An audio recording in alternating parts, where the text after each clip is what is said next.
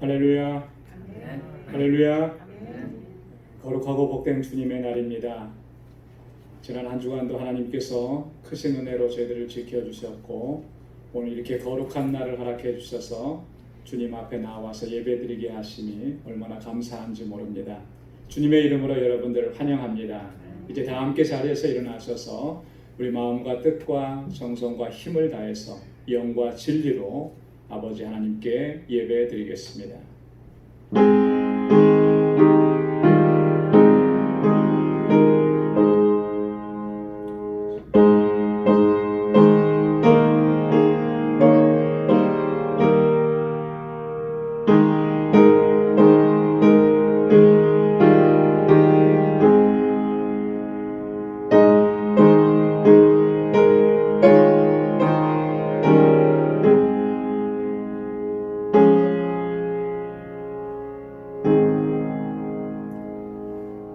하나님이여 내 마음을 정하였사오니 내가 노래하며 내 심령으로 찬양하오리다.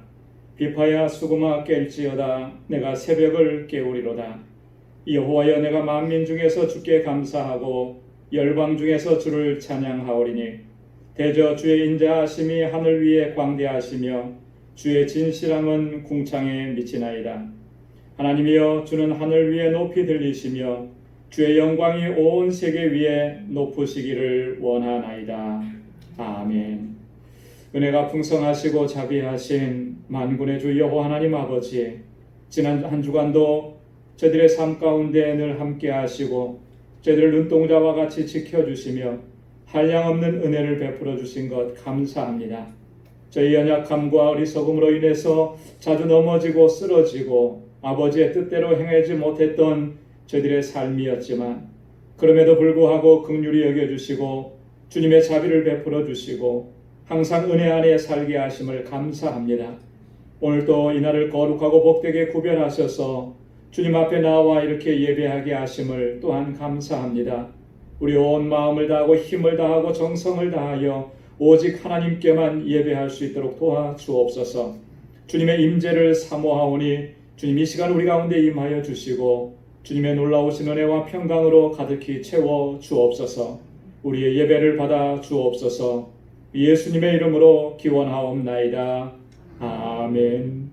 전능하사 천지를 만드신 하나님 아버지를 내가 믿사오며 그 외아들 우리 주 예수 그리스도를 믿사오니 이는 성령으로 잉태하사 동정녀 마리아에게 낳으시고 본디오 빌라도에게 고난을 받으사 십자가에 못 박혀 죽으시고 장사한 지 사흘 만에 죽은 자 가운데서 다시 살아나시며 하늘에 오르사 전능하신 하나님 우편에 앉아 계시다가 저리로서 산 자와 죽은 자를 심판하러 오시리라. 성령을 믿사오며 거룩한 공회와 성도가 서로 교통하는 것과 죄를 사하여 주시는 것과 몸이 다시 사는 것과 영원히 사는 것을 믿사옵나이다. 아멘. 자리에 앉으시기 바랍니다. 우리 찬송 제13장 새 찬송과 64장 함께 부르시겠습니다.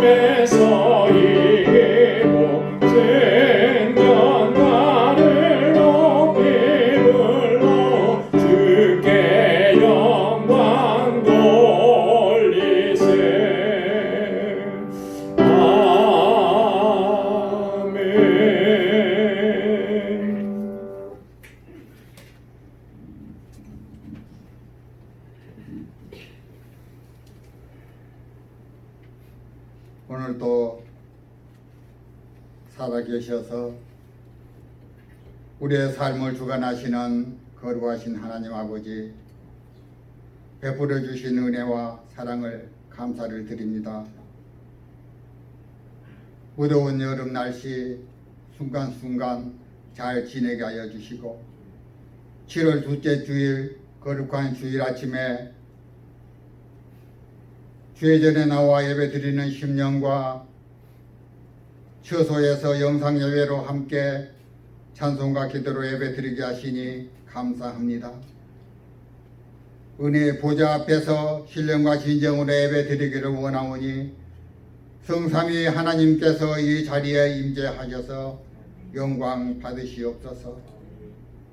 자비와 긍휼이 많으신 하나님, 지난 한 주일 동안의 삶을 돌이켜볼 때 매 순간순간 하나님의 자녀답게 살아야 함에도 불구하고, 말씀을 기억하며 순종해야 함에도 불구하고 죄 가운데 거하며 넘어진 순간들이 많았음을 고백합니다. 깨어있지 않으면 넘어질 수밖에 없는 연약한 존재임을 이 시간 고백합니다. 알게 모르게 지었던 죄들을 이 시간 회개하오니 넘어진 저희들을 주님의 보혈로 깨끗이 씻어 주셔서 다시 새로운 피조물로 일어나 주님을 더욱 닮아가는 저희 성도들 모두가 될 수 있도록 은혜 내려 주시옵소서. 하나님, 전 세계가 코로나 바이러스 감염으로 많은 사람들이 고통과 두려움, 근심 걱정 속에 살아가고 있습니다. 많은 사람들이 혹시나 감염이 되지 않을까 염려하며 불안해하고 있습니다. 하나님, 인간이 얼마나 연약한 존재인지를 생각하게 됩니다. 바이러스처럼 눈에 보이지 않지만 어느새 우리 안에 들어와 하나님의 형상을 파괴하는 불순물에 대해서도 우리 모두 경계심을 갖는 저희 모두들 되도록 성령님께서 늘 지켜 보호하여 주시옵소서. 비록 저희들이 이러한 질병 위험 가운데 있지만 먼저 그의 나라와 그의 의를 구하라 하신 하나님 말씀을 기억하며 미래에 대한 불안보다는 주어진 현실에 감사하는 마음으로 하나님을 의지하며 살아가는 저희들 되게 하옵소서. 바라옵기는 코로나 바이러스가 하루속히 종식되고 정상적인 일상생활이 더욱 재개되고 삶의 연속으로 돌아와 주님의 은혜에 감격하며 감사하면서 주님의 영광을 드러내는 생활의 패턴이 하루속히 오기를 간절히 소망하며 간구합니다. 하나님, 역사하여 주시옵소서. 광주의 모든 성도님들, 지금은 잠시 각자의 처소에 있지만 우리 모두가 회복의 은혜를 맞아 성전에서 다 함께 하나님을 온전히 예배하는 그날을 간구하며 기도합니다. 그때의 이 어려운 상황의 시간들을 하나님과 함께 함으로써 잘 견뎌내었다 하나님의 은혜를 간증하며 은혜에 감사하면서 모든 영광 하나님께 올려드릴 그날을 바라봅니다. 하나님, 이 어렵고 힘든 상황을 역사하셔서 자비와 긍휼의 은혜를 더하여 주시옵소서.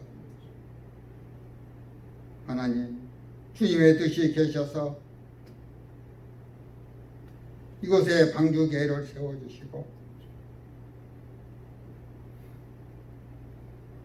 21년 동안 지켜주시며 사랑으로 인도해 주신 은혜에 감사를 드립니다. 21년 이후에도 변함없이 지켜 사랑해 주시고 은혜 풍성히 내려주시고 주께서 허락하신 사명들을 빛과 소금의 역할로 잘 감당하며 주의 영광만을 드러내는 교회로 거듭날 수 있도록 도와주시고 이끌어 주시옵소서. 주의 사랑과 진리의 은혜가 충만한 교회가 되게 하시고 영혼 구원의 방주가 되시 하시고 주님의 손발이 되게 하옵소서. 하나님, 오늘도 말씀의 의뢰를 주신 저희 목사님 주의 능력에 오른발로 붙드사 영육간에 늘 강건케 하시고 곤비지 않게 하시고 성령 충만케 하시고 말씀의 능력 위에 능력을 더하여 주셔서 갈급한 심령에 담비의 은혜를 부어주셔서 주님을 만난 기쁨으로 은혜 충만케 하옵소서. 이 시간 드리는 예배가 성령 하나님께서 온전히 이끄시는 예배가 되게 하여 주시고 은혜와 기쁨이 넘치는 귀하고 복된 예배가 되게 하여 주시옵소서. 구하지 못한 것 주께서 은혜로 함께하여 주시옵소서. 이 모든 말씀 감사하옵고 죄에서 우리를 구원하여 주신 예수님 이름으로 기도드리옵나이다. 아멘.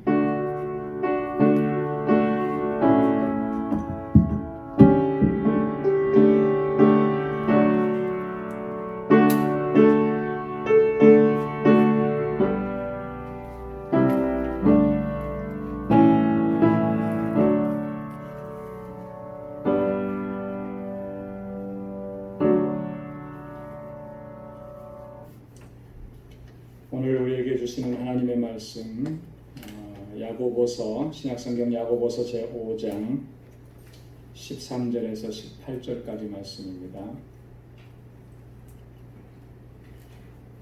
신약성경 375페이지 야고보서 제5장 13절에서부터 18절까지 말씀 제가 봉독하겠습니다. 너희 중에 고난당하는 자가 있느냐? 저는 기도할 것이요 즐거워하는 자가 있느냐? 저는 찬송할지니라. 너희 중에 병든 자가 있느냐? 저는 교회의 장로들을 청할 것이요 그들은 주의 이름으로 기름을 바르며 위하여 기도할지니라. 믿음의 기도는 병든 자를 구원하리니 주께서 저를 일으키시리라. 혹시 죄를 범하였을지라도 사하심을 얻으리라. 이러므로 너희 죄를 서로 고하며 병 낫기를 위하여 서로 기도하라. 의인의 간구는 역사하는 힘이 많으니라. 엘리야는 우리와 성정이 같은 사람이로되 저가 비 오지 않기를 간절히 기도한즉 3년 6개월 동안 땅에 비가 아니오고 다시 기도한즉 하늘이 비를 주고 땅이 열매를 내었느니라. 아멘. 할렐루야.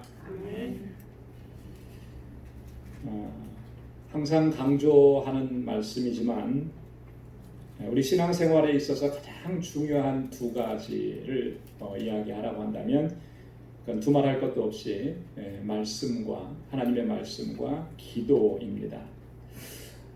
이 두 가지는 아무리 강조해도 지나치지가 않아요.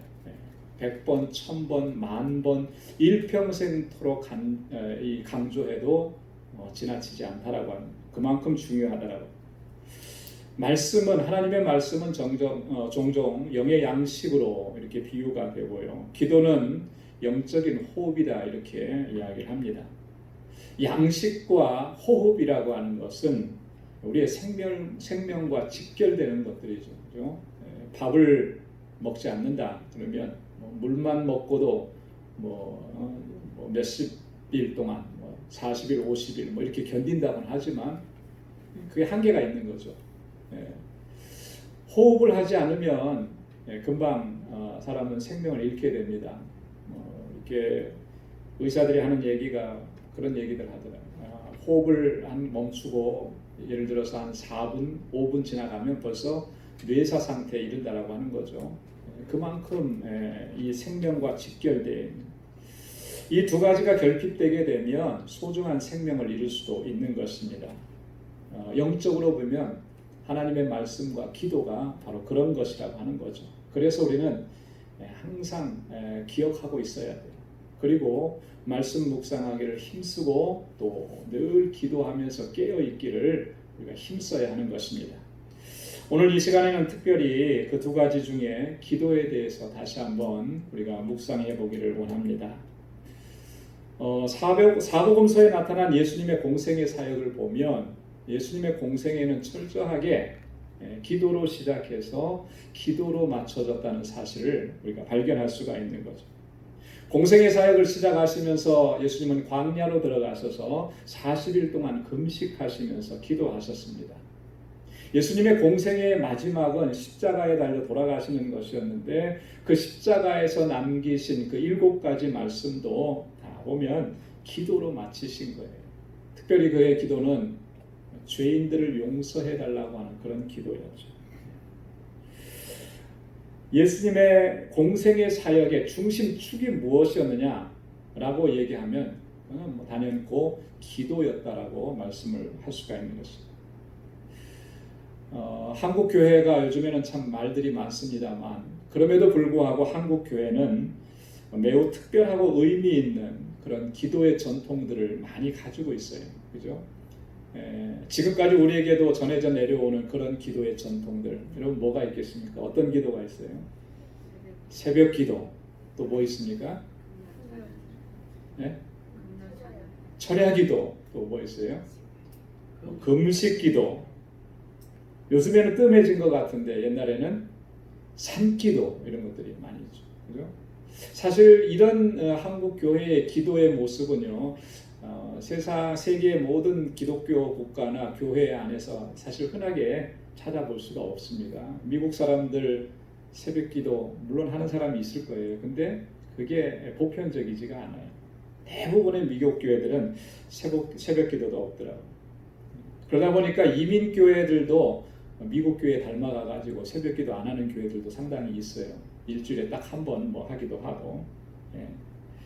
그러나 이런 기도의 전통들은 굉장히 유용한 그리고 유익한 신앙적인 영적인 그런 유산들입니다. 그런데 과연 그것을 한국 교회가 창조적으로 만들어낸 것일까? 그렇지는 않습니다. 우리가 성경을 자세히 읽어보고 특별히 복음서를 자세하게 묵상하다 보면 한국 교회가 전통적으로 가지고 있었던 이 좋은 신앙의 유산들이라는 게 다 누구로부터 온 것이냐면 예수님으로부터 온 것이라는 거죠. 예수. 복음서를 읽어보면 예수님께서 기도하러 산에 올라가셨다라고 하는 말씀이 자주 등장을 합니다. 산에 올라가셔서 기도하시는데 밤이 맞도록 기도하셨다는 내용이 또 많이 나와요. 밤새도록 철야 기도하신 거죠. 새벽 오히려 미명에 예수님께서 일어나서 한적한 곳으로 가셔서 기도하셨다고 합니다. 해가 뜨기 전에 이미 예수님께서 일어나셔서 기도하러 올라가셨다. 새벽 기도하셨다는 거죠. 예수님께서 어떻게 기도하셨는지를 보면서 묵상하면서 우리의 신앙생활 속에 적용시켜서 나온 것이 한국 교회의 기도의 전통들이다라고 하는 것이죠. 자, 이만큼 기도가 중요한 것이었습니다. 그런데 솔직하게 고백하면 오늘날의 우리 그리스도인들의 신앙생활에 있어서 가장 심각한 문제가 뭘까? 근데 기도에 있다는 사실을 우리가 부인할 수가 없습니다. 기도는 이만큼 중요하고 절박한 것인데 과연 정말 우리가 현실적으로 실제 삶 속에서 그렇게 기도를 중요하게 생각하고 있는가라고 하는 거죠. 기도를 또 중요하게 생각하고 기도를 해야 된다는 것은 어느 정도 알겠는데 실제로 우리가 정말 그렇게 기도하느냐? 그러지 못하다라고. 어떤 면에서 보면은 기도한다라고 하긴 하는데 굉장히 형식화되어 있는 이런 우리들의 모습을 부정할 수가 없다라고 하는 거죠. 기도의 흉내만 내는 거예요. 그런 모습이 오늘 우리의 모습이 아니겠느냐. 한국에서는 가끔 그런 행사들을 하더라고요. 국가조찬 기도회. 국가조찬 기도. 여러분 이 말만 들으면 얼마나 은혜롭습니까? 그죠? 국가의 지도자들이 함께 모여서 기도한다는데 그것보다 정말 더 이렇게 가슴 벅찬 일이 어디 있겠어요? 근데요, 이미 국가조찬 기도회라고 하는 것은 하나의 행사가 되어버렸어요. 그리고 그때 당시에 통수권자를 찬양하고 높여주는 그런 모습으로 전락하고 말았습니다. 화석화되어 버린 거예요. 수많은 기도회 모임들이 공식적으로 공개적으로 넓게 다양한 것들이 있는데 과연 그 기도회가 정말 진지하게 하나님을 찾는 기도회가 맞느냐라고 하는 거예요.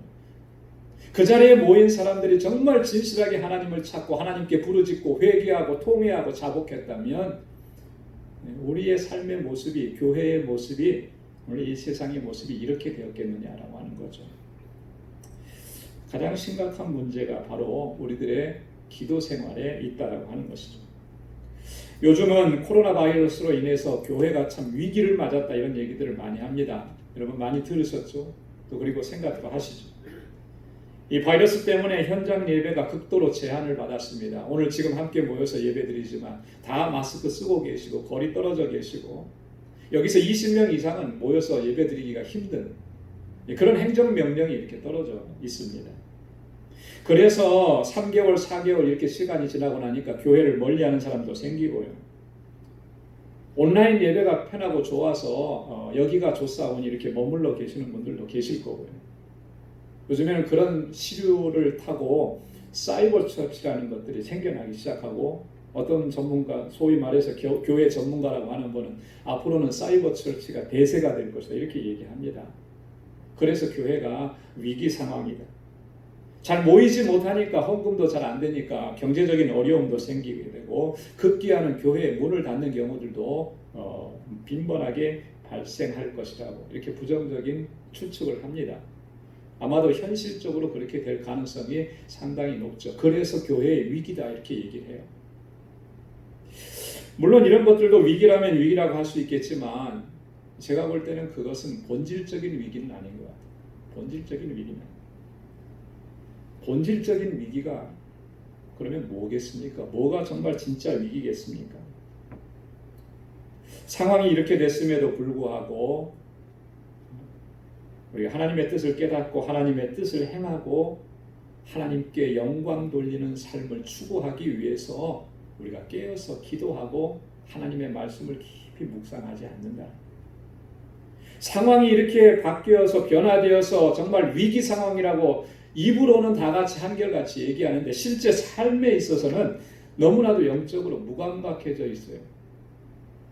말세의 징조라고 얘기하면서도 실제 삶에 있어서는 아무런 변화가 없다라고 하는 것이죠. 평소와 똑같아요. 똑같이 먹고 마시고 즐기고 단지 염려하는 것은 경제적으로 어려워졌으니까 어떻게 살 것이냐 뭐 이런 것들에 대한 염려만 있죠. 염려만 있지 하나님 앞에 나와서 부르짖고 위기의식을 가지고 하나님 앞에 엎드리지 않는다라고 하는 거죠. 이게 교회의 진짜 본질적인 위기라고 하는 것입니다.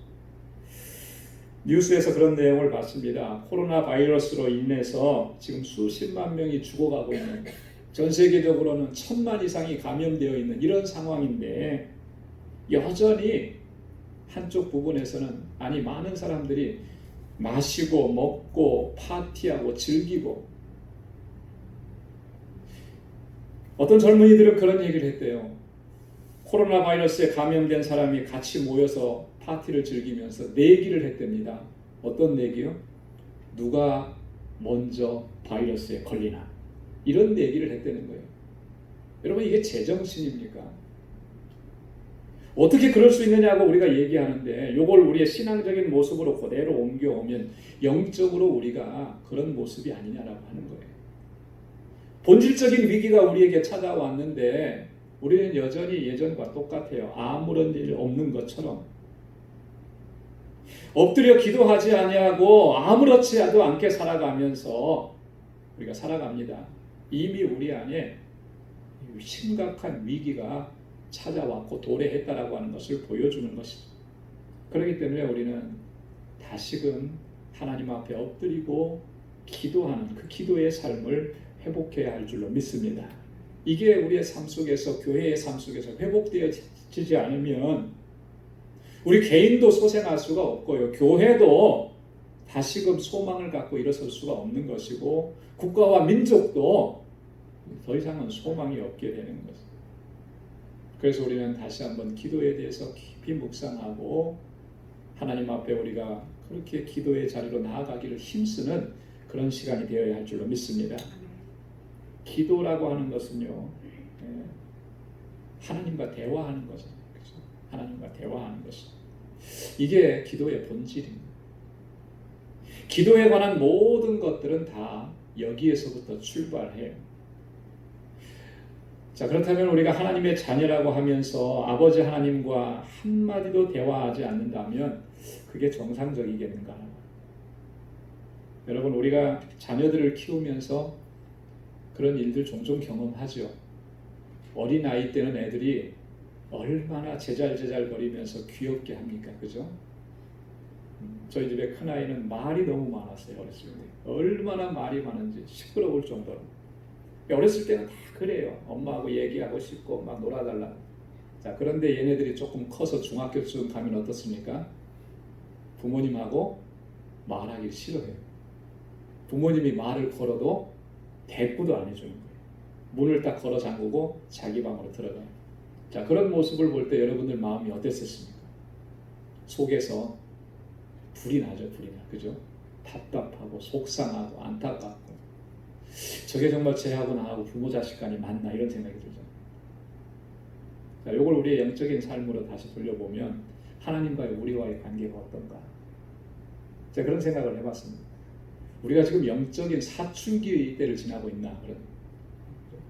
하나님과 대화하지 않고 하나님의 자녀는 분명한데 하나님과 말하기가 싫은 거예요. 그냥 꼭 틀어박혀서 방에 갇혀 있는 겁니다. 이런 모습으로 우리가 살아가고 있지는 않느냐라고 합니다. 기도는 대화, 하나님과 대화하는 건데 그런 모습이 우리 안에 과연 얼마나 가지고 있는가. 제가 잘 알고 있는 어떤 집사님은 기도하는 시간이 그렇게 좋다고 늘 간증처럼 입버릇처럼 얘기하시더라고요. 하나님과 기도할 때 자기는 기도한다고 생각하지 않는데 그냥 하나님하고 얘기한대.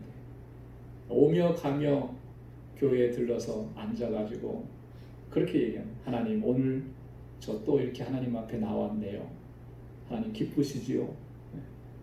그냥 혼잣말로 하는 거지만 실제로 그분에게 있어서는 혼잣말이 아닌 거예요. 하나님과 이야기하는 거예요. 대화. 그 시간이 너무너무 좋대요. 그 시간이 너무너무 행복하답니다. 세상의 모든 것 다 잊어버리는 것 같고 너무나 기쁘고 즐겁다라고 하는 거예요. 하나님과 이야기하는 게 너무 좋다 이렇게 고백하는데 그 마음이 느껴지더라고요. 기도는 그런 거예요. 하나님과 대화합니다. 하나님과 대화가 기도라고 했을 때 그 의미가 뭐냐? 첫 번째는 쌍방통행이라고 하는 거죠. 일방적으로 내가 하나님 앞에 이야기하고 내 말만 이야기하는 것이 아니라 하나님께서 나에게 무엇을 말씀하시는지 거기에 귀를 기울인다라고 하는 거예요. 그래서 기도에서 중요한 것은요, 내가 얼마나 하나님 앞에 많은 말을 했느냐 이게 중요한 게 아니고 기도의 중심의 축이 좀 바뀌어야 됩니다. 대화라고 하는 게 뭐예요? 내가 한마디 했으면 상대방도 한마디 하는 게 그게 대화잖아요. 내가 혼자 일방적으로 얘기하는 것을 대화라고 얘기하지 않죠. 마찬가지예요. 기도에 있어서도 우리가 정말 중심을 잡아야 되는 것은요, 하나님께 어떤 말을 많이 하기보다, 물론 할 말이 많겠죠. 이것도 해주십시오, 저것도 해주십시오 할 말이 많겠지만 그거는요, 어떻게 보면 하나님께서 내가 구하기 전에 하나님 내가 필요한 거 뭔지 다 알고 계시는 거예요. 그거 내가 안 구했다고 하나님께서 주시지 않는 그런 쪼잔하신 하나님이 아니라는 거예요. 다 알고 계시고 다 허락해 주세요. 하나님께서 진정 원하시는 거 뭐겠습니까? 하나님께서 내 말 좀 들어봐라 그거잖아요. 그죠? 내 말 좀 들어. 나도 할 말이 있다 그거잖아요. 그래서 기도의 자리에 나아가서 우리는 하나님 앞에 우리의 간구할 것을 간구하기도 하지만 더 힘써야 되는 것은 오늘 이 시간에 하나님 나에게 무슨 말씀을 하실 건지 그 하나님의 음성 듣기를 힘써야 되는 것입니다. 자기 말만 하고 하나님께서 내게 말씀하시는 거 들으려고 하지 않는다면 그거 온전한 기도라고 말할 수가 없고요. 하나님의 응답을 기대할 수가 없을 것입니다. 물론 어쩌다가 하나님께서 혹시라도 응답해 주시겠지만 그런 응답은 사실 내게 영적으로 크게 유익함이 없어요. 그래서 시편 106편 15절에도 보면 여호와께서 저희의 요구한 것을 주셨을지라도 그 영혼을 파리하게 하셨도다. 이런 굉장히 두렵고 떨리는 말씀이더라고요. 요구하는 거 다 주셨는데 그 영혼이 파리해져 가는 거예요. 점점 그 영혼이 쇠약해져 가는 것입니다. 어떻게 이런 일이 일어날 수가 있는가? 하나님 앞에 그냥 달라고만 했지 하나님께서 무슨 말씀하시는지 하나님의 뜻이 무엇인지를 찾으려고 하지 않았다라고 하는 거죠. 기도가 하나님과의 대화라고 했을 때 그것이 의미하는 것은 하나님과의 친밀함을 얘기하는 거예요. 친밀함. 그래서 하나님께서는 우리를 기도의 자리로 부르실 때 하나님과의 그 친밀한 관계 속으로 우리를 불러주시는 겁니다. 그래서 기도를 많이 했다라고 하는 것은 무슨 의미겠습니까? 하나님과 그만큼 친밀해졌다라고 하는 거예요. 하나님과의 관계가 그만큼 친밀한 관계로 이어졌다라고 합니다. 그렇기 때문에 그 사람은 하나님께서 주시는 능력의 삶을 살 수 있고 승리의 삶을 살 수가 있는 거예요. 요한복음 15장 5절에서 예수님께서 그렇게 말씀하셨습니다. 나는 포도나무여 너희는 가지니 저가 내 안에 내가 저 안에 있으면 이 사람은 과실을 많이 맺나니 나를 떠나서는 너희가 아무것도 할 수 없음이라.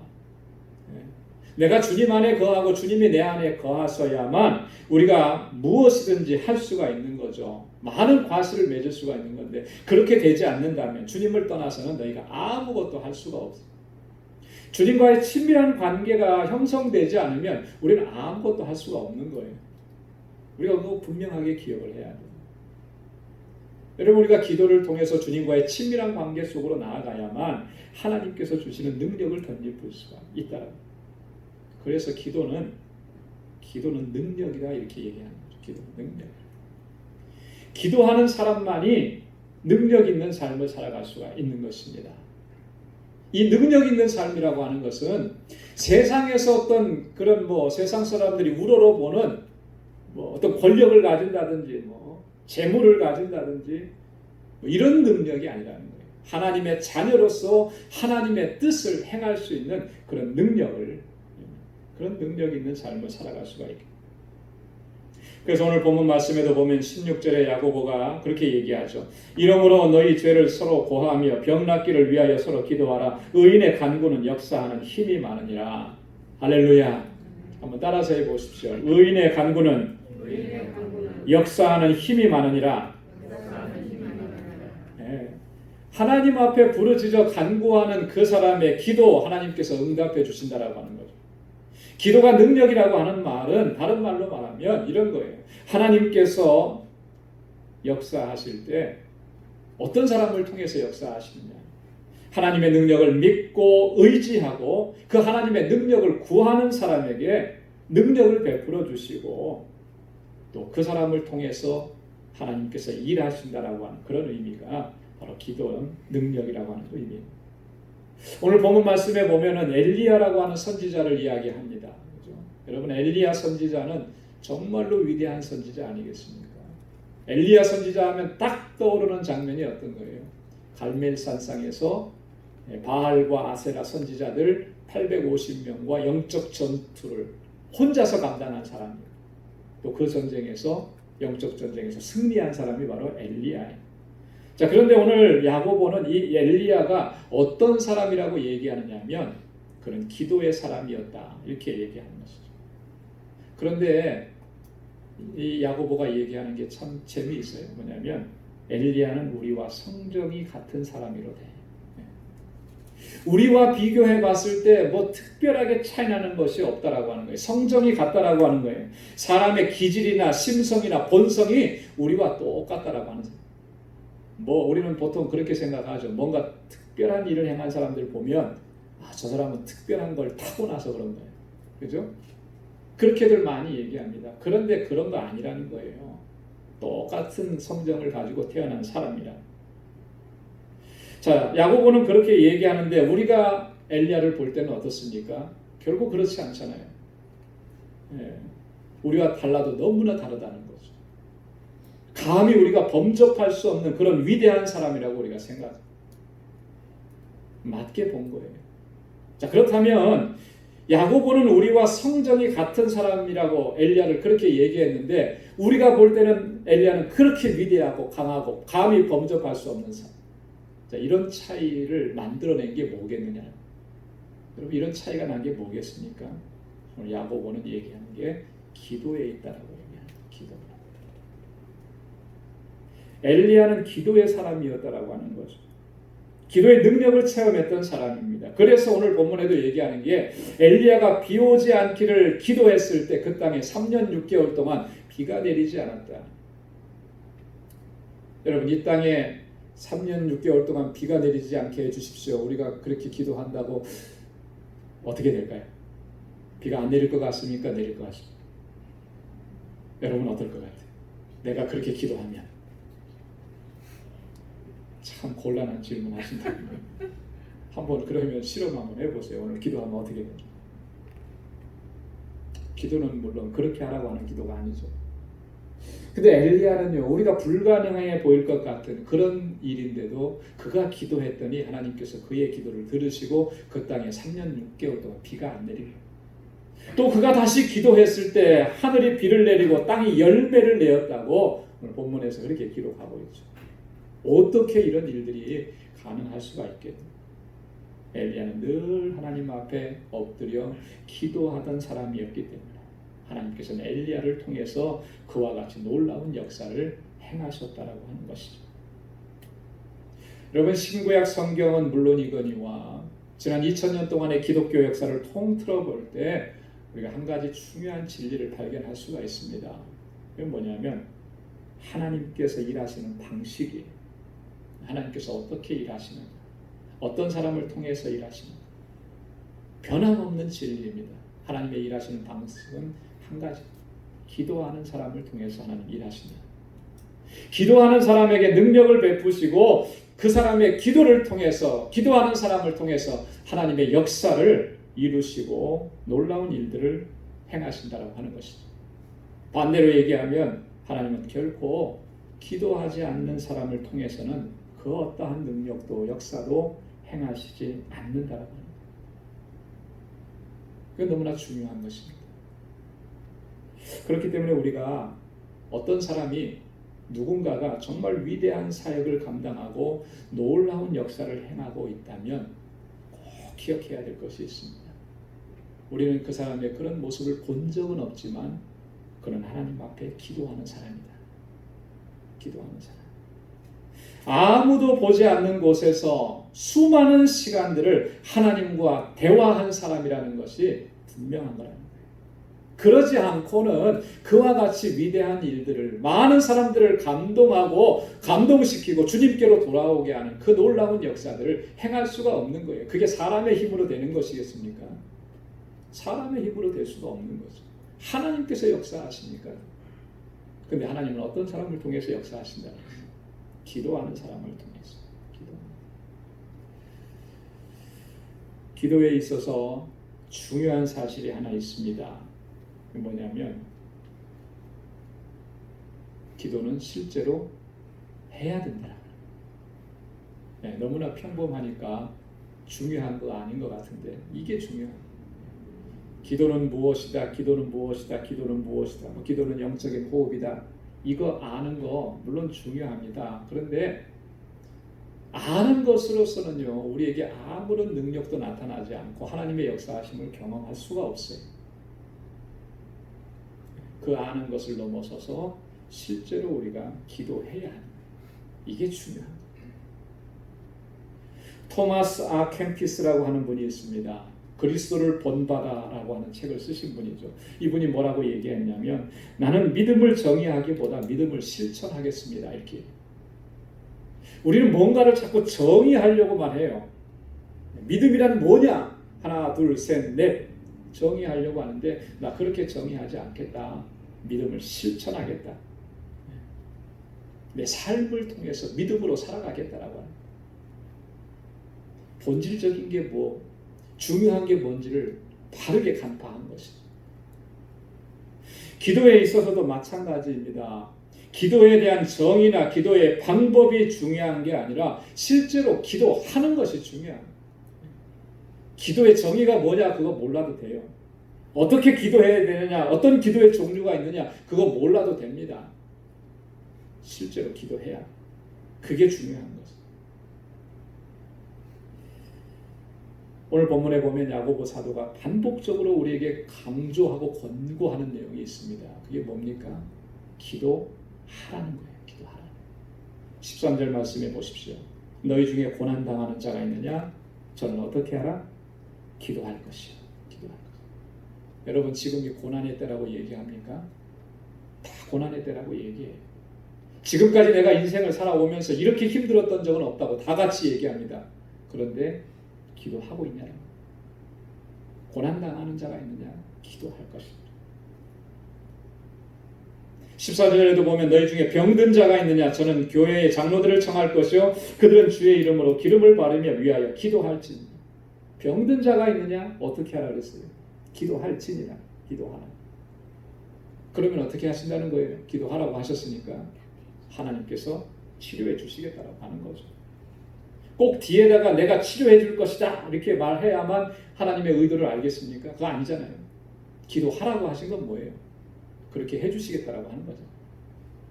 16절 말씀에도 보면 이러므로 너희 죄를 고하며 병 낫기를 위하여 서로 기도하라. 기도하라. 계속 얘기하는 게 뭐예요? 기도하라. 기도하라. 기도는 선택적인 것이 아닙니다. 필수적인 거예요. 필수. 그렇기 때문에 기도하지 않으면 실패하고 파멸할 수밖에 없어요. 선택적이라고 하는 것은 해도 좋고 안 해도 무방한 것을 얘기합니다. 그러나 필수적이라고 하는 것은 반드시 그렇게 해야 한다는 것이죠. 반드시 해야 되는 것인데 그렇게 하지 않으면 어떤 결과를 초래하겠습니까? 반드시 후회하는 결과를 초래하게 되는 거예요. 기도를 대체할 수 있는 것은 아무것도 없습니다. 만약에 예수님께서 기도를 대체하는 것이 있다고 한다면은 그렇게까지 기도 안 하셨을 거예요. 그죠? 낮에 그만큼 지치도록 사역을 했는데 그거면 충분하다고 저녁에는 푹 주무셨을 거예요.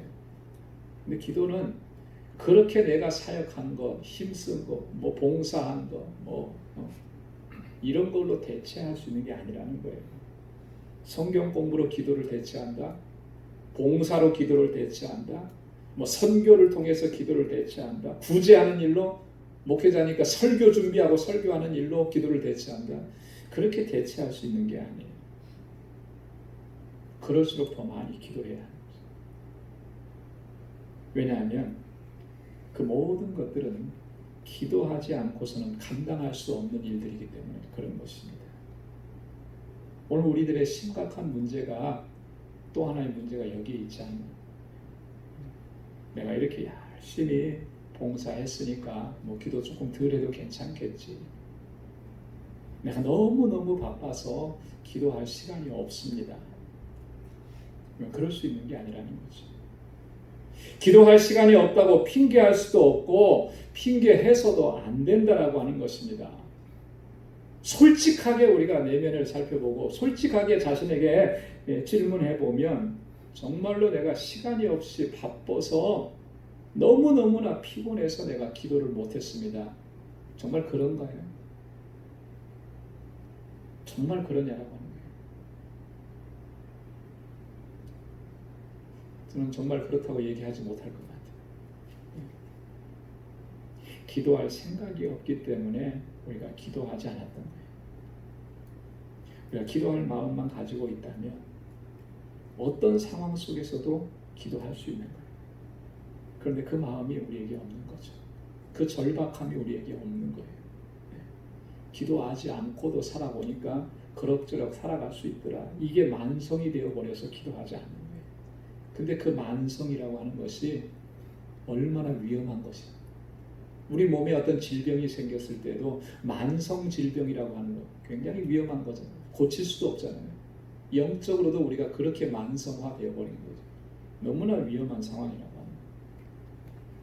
우리가 꼭 무릎 꿇고 엎드려서 교회에 나와서 그냥 이 자리에 엎드려서 기도해야만 그게 기도라고 생각하니까 교회까지 가는 게 힘드니까 교회 갈 마음이 안 생기는 거예요. 차편도 없고 뭐도 없고 불편하고 꼭 그렇게 해야만 기도인 거예요. 우리의 삶 속에서 매 순간순간 하나님 앞에 기도하는 심령으로 살아가야 돼요. 전에도 언젠가 한번 얘기한 것 같은데 한국에 계신 우리 동기 목사님이 그런 얘기, 걷는 기도라.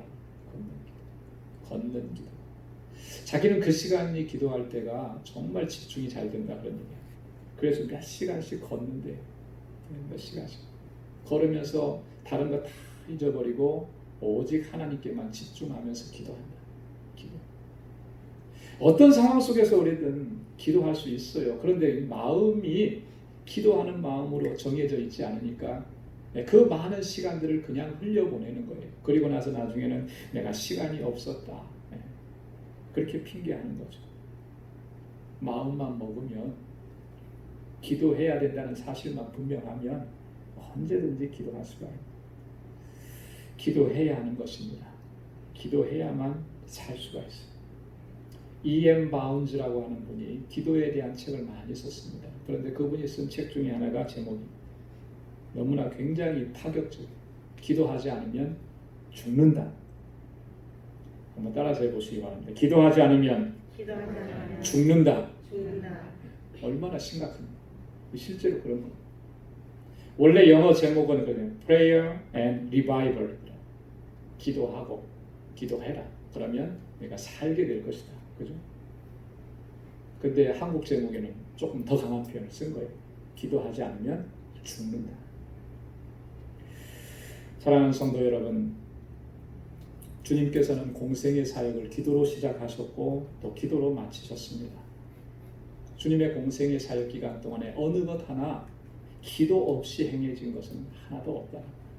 병자들을 치유하시고 하나님 나라의 말씀을 선포하시고 또 제자들을 훈련시키시고 이 모든 일들을 감당하고 정말 눈코 뜰 새 없이 바쁘고 지친 몸이었지만 그럼에도 그 바쁜 여정 속에서도 예수님은 한적한 곳을 찾아가셨고 산에 올라가셨고 밤이 맞도록 이른 새벽에 주님은 기도하셨습니다. 그러면서 모든 사역을 감당을 하셨습니다. 주님의 이러한 삶과 사역은 오늘 우리가 어떻게 살아야 되고 또 어떻게 우리에게 주신 사역과 삶을 감당해야 하는지를 잘 보여주고 있다라고 하는 것입니다. 기도해야 한다는 것입니다. 하나님은 지금까지도 그러셨듯이 앞으로도 똑같은 방식으로 역사하시고 일할 것입니다.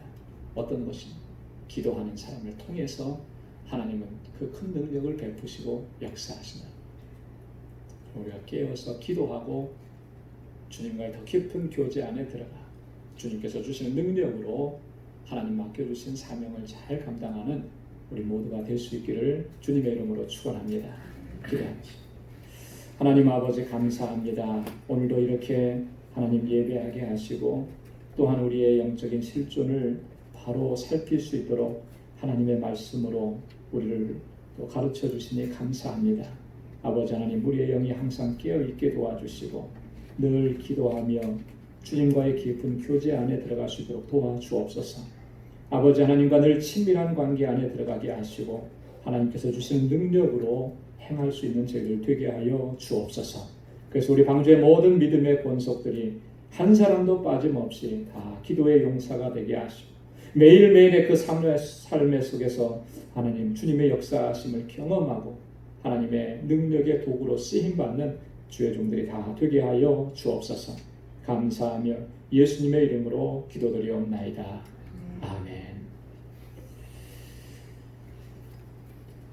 우리 찬송 480장, 새 찬송가 361장 부르시면서 준비하신 예물 하나님께 드리겠습니다.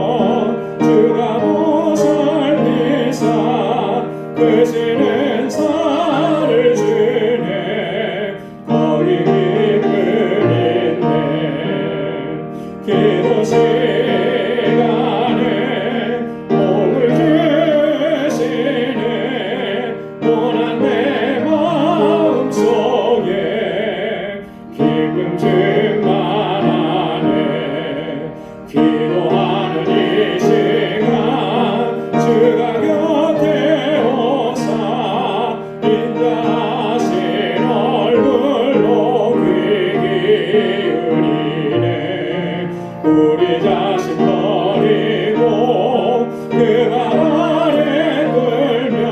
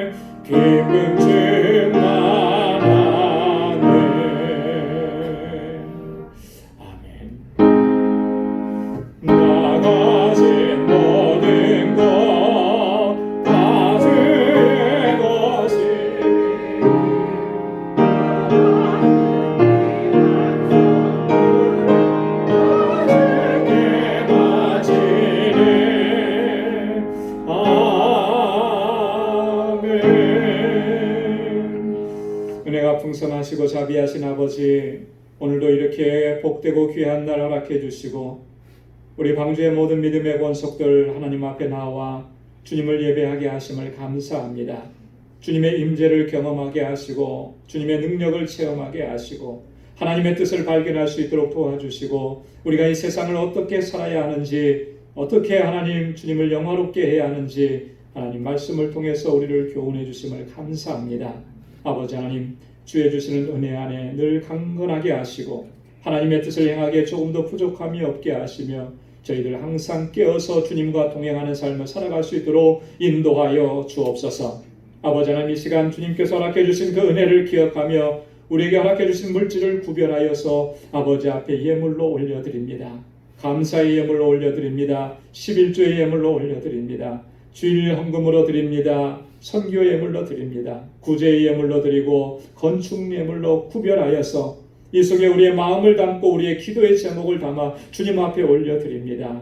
아버지 하나님, 사랑하는 주의 종들의 그 마음과 중심과 정성을 받아주시고 저들의 삶 가운데 하나님 늘 은혜로 덧입혀 주옵소서. 오직 주님의 주시는 능력으로 승리하는 삶을 살게 하시고 늘 하나님과 동행하는 삶을 살아가게 하시고 하나님의 기쁨이 되는 삶을 살아가기에 부족함이 없도록 인도하여 주옵소서. 여전히 힘들고 어렵고 고통스러운 삶의 현장이지만 이것 때문에 우리가 낙심하고 절망하지 않게 하시고 눈을 들어서 소망의 주님을 바라볼 수 있도록 도와주옵소서. 주님께서 주시는 능력으로 승리의 삶을 살게 하시고 하나님께 영광 돌리는 삶을 살아갈 수 있도록 우리 방주의 모든 믿음의 권속들을 붙잡아 주시고 또 한 주간 살아갈 때에 저들의 삶의 현장을 복되게 하시며 저희 가정에 놀라운 평강을 더해 주시고 믿음의 기업들을 든든하게 지켜주셔서 하나님의 뜻에 합당하게 쓰임받는 기업들이 다 되게 하여 주옵소서. 모든 것 감사하고 예수님의 이름으로 봉헌 기도드리옵나이다. 아멘. 우리 전후좌우에 계신 분들과 함께 인사 나누시기 바랍니다. 오늘 예배 시간에 처음 또 뵙는 분도 계시고 반갑게 손도 이렇게 막 흔들어 주시고요. 꼭 흔들으라고 하셔야 손을 흔드시고 반가운 모습. 우리가 지금은 뭐 악수도 할 수 없고 그죠? 포옹할 수도 없고 하니까 손이라도 많이 흔들어 주셔야죠. 그래서 반가움도 표시하고 또 건강한 모습으로 이렇게 뵙게 돼서 너무나 감사하고 하나님의 주시는 은혜 가운데서 승리의 삶을 살아가길 바랍니다. 교회 소식 전해드리겠습니다. 아직도 많이 힘들고 어려운 상황입니다. 이런 때는 더욱더 우리가 주님을 의지해야 하고요. 또 말씀을 더 깊이 묵상하고 오늘 말씀드린 것처럼 기도 생활에 더 힘을 내야 합니다. 그래서 경건의 훈련을 쌓아가고 잘 훈련된 사람은 어떤 전쟁에 나가도 다 승리할 수가 있게 되죠. 그래서 하나님께서 주시는 소망을 굳게 붙잡고 승리의 삶을 살아갈 수 있기를 바랍니다. 지난주와 마찬가지로 예배에 참석하시는 분들에게 예방 수칙을 주보에 적어놨습니다. 잘 준수해 주시고 무엇보다도 이 안전을 위해서요, 서로를 배려하는 마음을 잘 가져주시면 좋겠습니다. 그래서 손 세정제로 손 세척하시고 마스크 반드시 참석하시고요. 또 내 몸에 좀 이상이 있다 싶으시면 아마 이미 교회 오기 전에 다 사실 그런 거 느끼셨을 거예요. 그러면 교회에서 예배드리는 것을 좀 자제해 주시고 또 교회 머무르실 때도 최소한으로 교회 머무르시는 시간을 최소화해 주시고 그리고 거리두기 반드시 거리두기 하셔야 됩니다.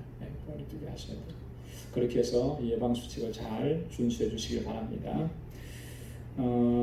우리 멕시코의 마스크 보내기 특별 헌금을 지난주에 실시했는데 마음과 정성을 모아주신 여러분들에게 감사드리고 또 한 번에 하나님께서 행하시는 놀라운 일들을 또 경험하게 돼서 참 감격스러웠습니다.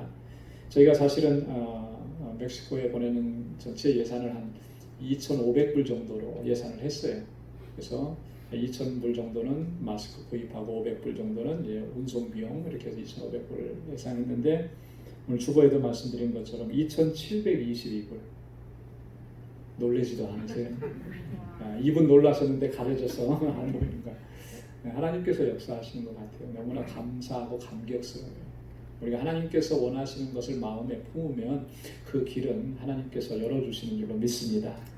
그래서 알라메다 방주교회 또 그 지역에서 사는 주민들과 사역자들을 위해서 또 우리 정득수 선교사님, 우리 정득수 선교사님은 어제 이제 한국에서 돌아오셨어요. 시애틀로 오셨지만 또 2주간 자가격리를 하셔야 된다고 합니다. 그래서 집이 없으시잖아요.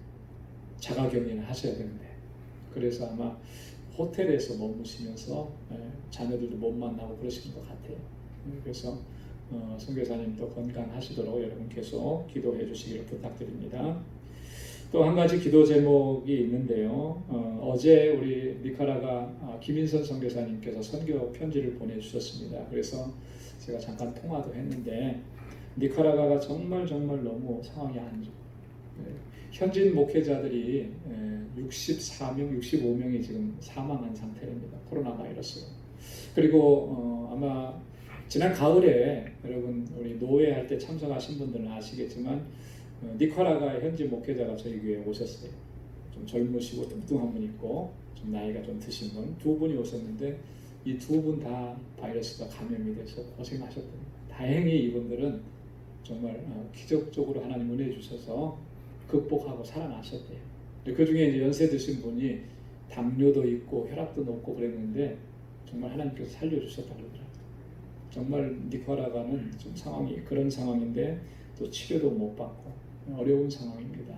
그래서 선교 편지 안에 그래도 그런 상황 속에서도 선교사님이 어떤 사역을 하고 있는지 자세히 좀 적어 놓으셨더라고요. 그래서 여러분 같이 기도해 달라고 이렇게 또 편지도 지금 넣어놓고 그렇습니다. 많이 기도해 주시고 또 마음이 감동이 되시는 분들은 좀 이렇게 또 선교에 협력하시고 그러면 좋을 것 같아요.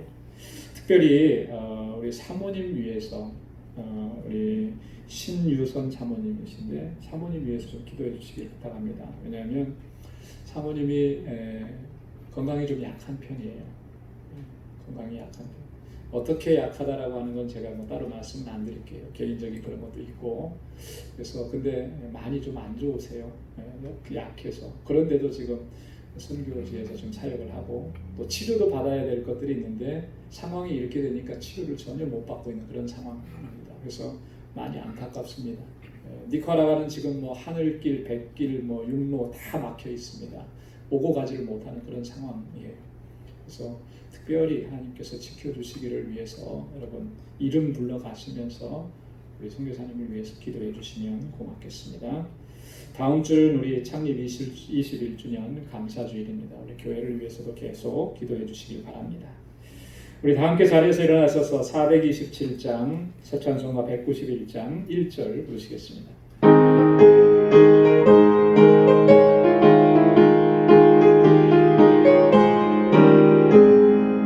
내가 매일 기쁘게 술 얘기를 행하면 주의 팔이 나를 안보하며 내가 주의 큰 복을 받는 참된 비결은 주의 영이 함께함이라. 성령이 계시네 할렐루야 함께하시네. 좁은 길을 걸으며 만나 기뻐하는 것 주의 영이 함께함이라. 아멘. 이제는 우리 주 예수 그리스도의 무한하신 은혜와 하나님 아버지의 크고 놀라우신 사랑과 성령의 위로 교통 충만하심의 역사가 항상 깨어서 기도하며 하나님의 뜻을 구하고 하나님께서 우리에게 뜻하신 일들을 온전히 수행하고 감당하기로 결단하는 우리 방주의 모든 믿음의 권속들과 또한 저들의 가정과 직장과 생업의 터전과 학업 위에 이제로부터 영원까지 함께 하시기를 간절히 축원하옵나이다. 아멘.